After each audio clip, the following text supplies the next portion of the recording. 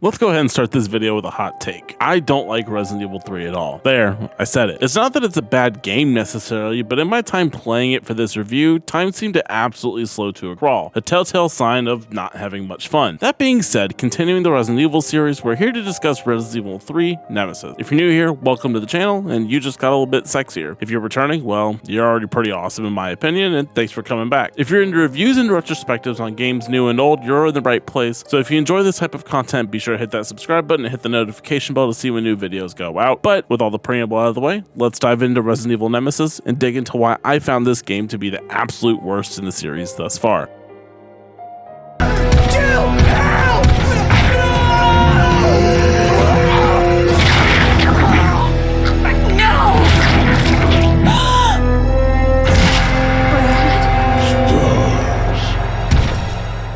Taking place at the same time in canon as Resident Evil 2, Resident Evil Nemesis takes place in Raccoon City, this time following our protagonist of Resident Evil 1, Jill Valentine, as she makes her triumphant return to escape the now completely overrun and infested Raccoon City. Knowing all the secrets of the Umbrella Corporation and the lengths they will go through to cover up any outbreak, it's imperative she escapes, battling the hordes along the way. This game is the final of the PlayStation 1 trilogy, and while this game carries most of the mechanics forward from the past two games into this one, as well as the controls, there are a lot of changes to the core formula introduced here as well, one being ammunition crafting. We start the game with an ammo press in our inventory, an item which turns found gunpowder into usable ammunition. Mixing different types of gunpowder makes different types of ammo, from pistol to magnum, shotgun to grenades. Survival horror, as we discussed in the last two videos, have a few tenets that need to be followed in order to keep the tension alive, the main one of these being resource management. In the last two Resident Evil games, there was always a balance between finding and using ammunition and health items, such as herbs and first aid spray. While not always perfect,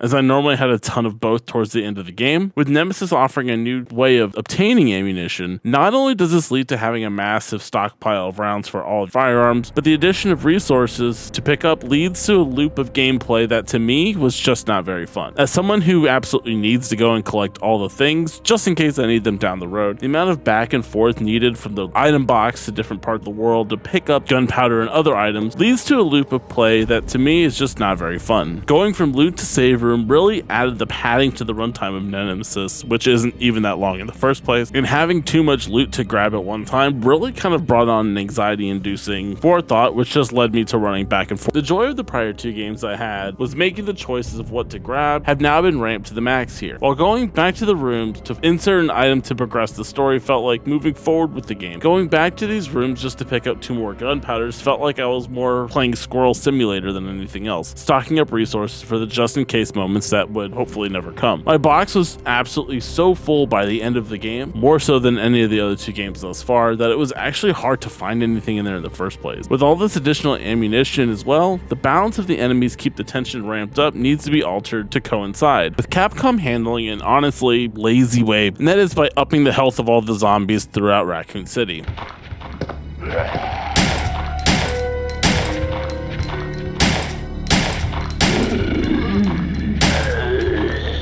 While guns like the shotgun and grenade launcher still do a good amount of damage, the pistol in Nemesis is absolute trash, taking almost a full magazine to garner a kill on The Walking Dead itself, and that's just one of them. Between the additional use of your inventory slots, including the actual ammo press, that for some reason takes the space, and the bloat of ammunition and subsequent enemy health, I feel like creating ammo in this game, as presented here in Nemesis, more so detracts from the experience rather than help. While it's nice to craft some more magnum rounds to hopefully use down the road during a boss fight, the amount of space and items needed just don't weigh out in my opinion here. However, while there's a large blotch on the game in this mechanic, the other added mechanic works far better in building variety and adding tension to your escape from Raccoon City. You're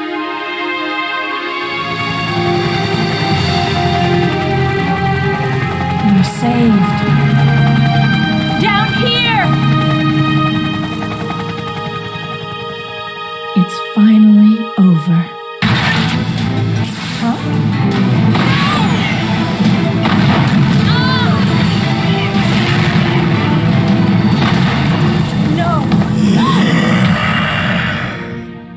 This This new mechanic revolves around your hunter Nemesis, the souped up version of Mr. X from RE2. We learn from the outset from STARS member Brad, the pilot from the first game, that there is a new mutant on the loose whose sole purpose is hunting down the members of the STARS unit, the special task force of Raccoon City, who was present for the Spencer Manor incident. In an effort to keep their secrets hidden, Umbrella releases Nemesis into the city to hunt down the remaining members of STARS, achieving its goal slowly but surely. As the only biome mutant we have seen that can also talk, it's obvious that there's some intelligence in that gray mushy head of his, announcing his presence by gutturally uttering his sole goal.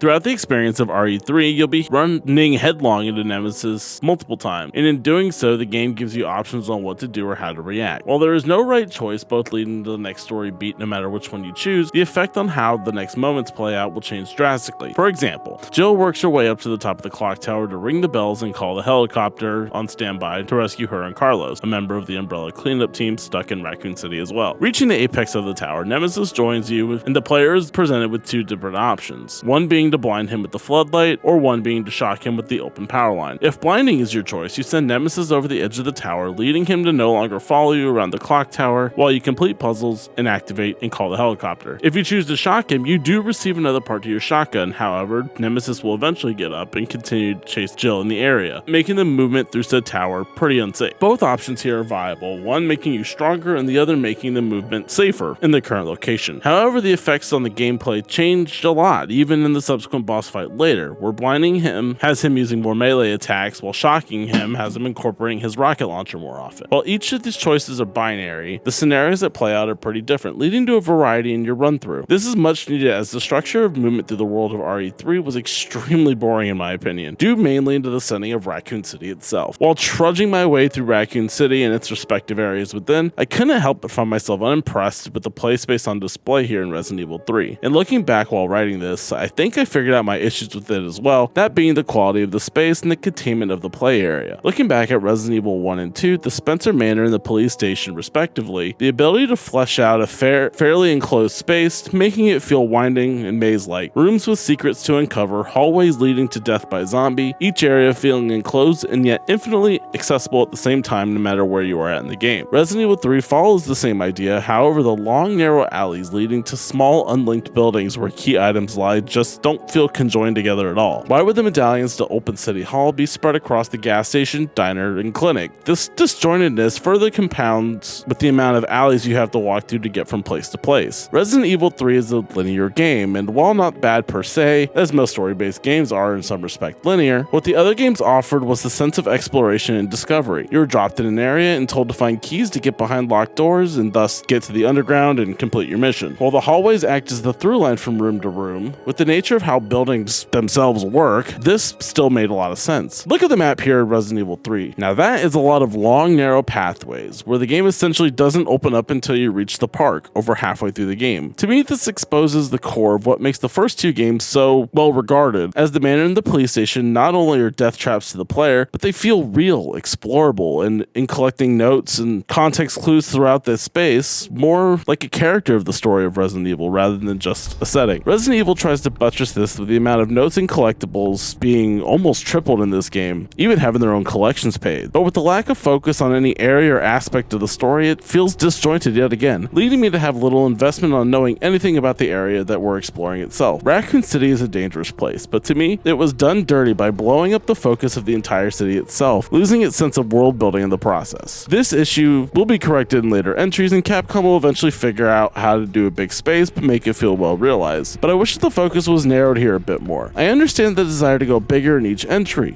in order to grow in scope and keep the players engrossed in the next game. But in doing so, Capcom harmed what made the first two games so memorable, its setting. Between the feature creep that harmed the balance in the gameplay, and the lack of focus on the setting and growing of scope so far, I hate to say that the story doesn't pull its ass out of the fire either. When discussing Resident Evil games, it's safe to say so far that the story has never been anything too stellar, but Resident Evil 3 has probably the least out of all of them. Essentially, the main goal here is to escape, as Jill Valentine, first making her way to the police station to find some way to get out. We are introduced to Nemesis pretty quick, the game establishing the big bad right out the gate, which I both love and hate. In other games you work your way up towards that big bad, but here in Resident Evil 3 he is dumped on you pretty damn quick, which hits hard out the gate, but as you make your way through the game he becomes more of a nuisance than a nemesis. Let's see what I did there. Anyway, you hear a call from a mercenary group hired by Umbrella, with the lead guy named Carlos, working their way out of the city as well. Jill locates the team on a tram, with one being injured and one kind of being an asshole, and Carlos all sitting there planning their next move. And while she doesn't trust this new crew, she works with them to get the tram working, which will take the posse to the clock tower where the helicopter is meant to show up and take them out of the city itself. Doing so, Jill runs into Carlos a few times during their hunt for parts, and after saving her from Nemesis a few times, Jill begins to warm to the unknown merc, creating a bond between the two. Once the tram is repaired, Nemesis strikes again, but one of the group, Mikhail, the one who's hurt, sacrifices himself, blowing a grenade and exploding the back tram car, causing all of them to crash into the clock tower.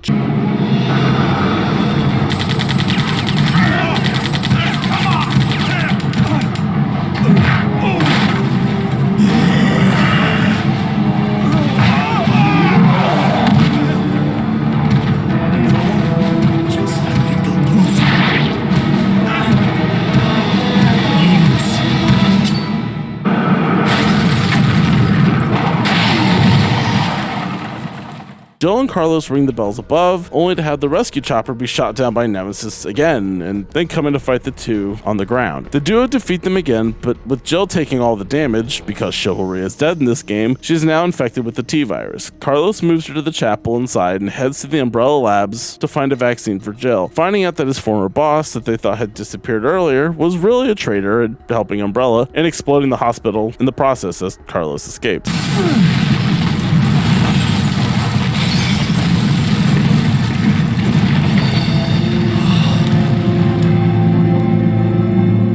Stabbing Jill with the vaccine, the two look for another way of escape through the park, where Jill comes across a secret room in the cemetery. Learning of a missile strike to cover up the incident in of itself, taking Raccoon City off the map, Jill runs into Nikolai once again, doing bad guy Russian things, and fucks off when a giant mutated worm attacks Jill. After said worm is defeated, Jill finds a way to the waste disposal factory for Umbrella, and thus a helipad where her and Carlos can escape. The two fight their way there, arguing with Nikolai, fighting Nemesis a bunch more times, eventually killing him, and subsequently escaping at dawn, as the nuke makes impact to the city behind you. I jumped all over this last part as that really is the crux of what this game has. I'm not really sure what role Nikolai even plays here in the story, and he feels forced. That Capcom felt that there had to be some human bad guy in the end rather than just let Nemesis stand on its own. And while the end, Nemesis is a cool spectacle, it ends up being more of a gimmick fight, avoiding him until the railgun is charged over and over again, which once you figure that out, it's pretty anticlimactic as well. The main aspect of this story, which I did enjoy, was Carlos. While not overtly fleshed out as a character here, the added dynamic of an Umbrella employed merc helping Jill, who's determined to take the company he works for, down as well, is a pretty interesting dynamic, and I only wish that there was more time to flesh him out either in this or another game. On the whole though, while Resident Evil in the PS1 era wasn't known for its narrative it told, but in looking at the structure of Resident Evil 3, although considered mainline of the series, feels more like a side tangent to me, not moving the needle much in the overall lore or progression of the story. This wouldn't be bad